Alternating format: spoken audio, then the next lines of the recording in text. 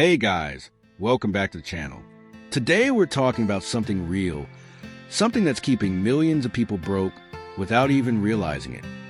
Let's get into it. I want you to imagine a young man named David. He's 24 years old, full of dreams, energy, and big plans. Every morning he wakes up at 6 a.m., puts on his work clothes, and rushes out of his small apartment to catch a bus to work.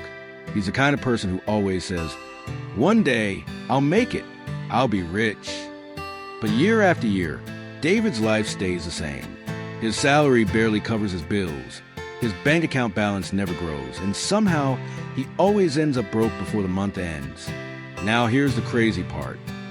David doesn't waste his money on big things. He doesn't buy expensive cars or designer clothes. He doesn't even travel much. So why does he always stay broke? It's because of one powerful, dangerous habit. A habit that millions of people have, and most don't even see it as a problem. David is what you call a comfortable spender. Every time he gets paid, the first thing he does is reward himself. He goes out for dinner, buys new clothes, or orders something online just because it's on sale. He tells himself, "I deserve this. I worked hard for this." And honestly, that sounds fair, right? But here's where the trap begins. When payday comes, David feels rich. But a few days later, when the bills start rolling in, he realizes he's back to square one. He always promises to do better next month. But next month comes, and he repeats the same thing again. It's a loop, a cycle that never ends. The truth is, David isn't just spending money. He's spending his future. Every small thing he buys steals a small piece of what his future could have been. Let me tell you what happens next. One day, David meets his old friend, Sam, at a coffee shop. Sam used to be just like him. Same age, same job level, same city. But when David saw Sam, he was shocked. Sam drove a nice car, had a peaceful smile, and talked differently. He wasn't bragging, but you could tell he had his life together. David asked, "Bro, what happened? You used to be broke like me. How did you change so fast?" Sam smiled and said something that hit David hard. "I stopped doing what broke people do." At first, David laughed. "What do you mean by that?" Sam leaned forward and said, "You don't stay broke because you don't make money. You stay broke because of how you think and what you do with what you already have." Those words stayed in David's mind for days. He couldn't stop thinking about them. That night, he sat on his bed with his phone open, checking his bank statement. He realized that in the past month, he spent over $200 on random things, food deliveries, new shoes, subscriptions he barely used. None of it made his life better. None of it built his future. It was all gone. He suddenly understood something. He was not broke because he was poor. He was broke because he was careless. But change wasn't easy. The next morning, David tried to stop his habits. He decided he wouldn't buy breakfast outside anymore. He'd make it at home. He canceled his gym membership he never used and started jogging at a nearby park. But after a few days, temptation hit. His friends invited him out for drinks, and he thought, "It's just one night." And that one night turned into spending again. That's how it happens. Slowly, silently. The reason many people stay broke is because they think small leaks don't matter. But small leaks sink big ships. Weeks went by, and David tried hard to live differently. He started watching videos about saving money and investing. He learned about budgeting, but he kept making one big mistake. He only learned. He never did. Every night, he'd watch financial videos and say, "I'll start tomorrow." But tomorrow never came. He was addicted to comfort, scrolling through his phone, wasting hours, and convincing himself that just knowing about money was enough. And this, right here, is another reason people stay broke forever. They know what to do, but they never do it.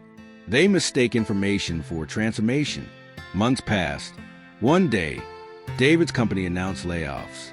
He wasn't too worried until his name was on the list. Just like that, his only source of income was gone. He sat on his small bed, staring at the email. He felt cold. His rent was due in 2 weeks. His savings could only cover 1 month. Panic started to grow in his chest. He called his friend Sam again, desperate. "Sam, I lost my job. I don't know what to do." Sam didn't sound surprised. He calmly said, "Now you understand why I always say, you can't wait to start changing when it's already too late." David didn't sleep that night. He stayed up thinking about every dollar he wasted, every chance he missed to save or invest. He felt like he had failed. But that night also changed something in him. For the first time, he felt the pain of his own decisions. Pain is a teacher. It teaches you what comfort never can. The next morning, David made a choice. He promised himself that he would never live the same way again. He wrote a small note on his wall that said, "If you keep doing what you've been doing, you'll keep getting what you've been getting." That note became his daily reminder. He sold a few old things online to make quick cash. He started freelancing, offering small services online. It wasn't much, but it was something. Every time he earned, he saved at least 20%. He started reading about how money actually works, not just watching videos, but applying the lessons. And slowly, very slowly, his mindset began to change. But what David didn't know was that a new challenge was waiting for him, one that would test his discipline harder than ever before. A few weeks later, one of David's friends, Mike, called him with excitement in his voice. "Bro, there's this new investment. Everyone's making quick money. You just need to put in a few $100s, and you'll double it in a week." David paused. The old version of him would have jumped in immediately. The idea of quick money was tempting. He looked at his small savings. It wasn't much, but it took him weeks of discipline to build. His heart raced as he thought about turning that small amount into something bigger. But then he remembered his note on the wall. Asterisk, "If you keep doing what you've been doing, you'll keep getting what you've been getting." He closed his eyes and whispered, "Not this time." He politely told Mike no and decided to stick with his slow, steady progress. Mike laughed at him. "You're too scared, man.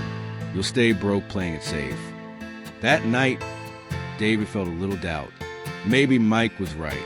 Maybe he was being too careful. But 2 weeks later, Mike called again, only this time his voice wasn't excited. It was full of regret. The investment had crashed. Everyone who joined lost their money. David sighed with relief. He realized that being broke isn't just about lacking money. It's about falling for shortcuts that promise something for nothing. And for the first time, he felt proud of himself for saying no. Months passed, and David's freelance work started growing. He learned new skills, got more clients, and started earning steadily. He kept saving and investing a little at a time. It wasn't flashy, it wasn't fast, but it was real. One evening, while sitting by his window, David smiled. For the first time in years, he wasn't worried about money. His rent was paid, his bills were handled, and his savings were growing. He realized that being rich isn't just about numbers in a bank account. It's about peace of mind. He thought about all the people still stuck in the same cycle he once lived in. People who earned money only to spend it on things that didn't matter. People who kept waiting for the right time to start changing. He wanted to tell them what he had learned. David looked around his small apartment. It wasn't luxurious, but it was peaceful, and it was his. The same place that once held his frustration now held his growth. He finally understood. Wealth doesn't start in your pocket. It starts in your mind. And that's how David broke the cycle. He didn't win the lottery. He didn't find magic. He simply changed what he did every day, and that changed everything. So, if you're watching this right now, remember this. You don't have to stay broke. You just have to stop doing what broke people do. Stop spending without purpose. Stop chasing fast money. Stop thinking small. Start learning. Start saving. Start building.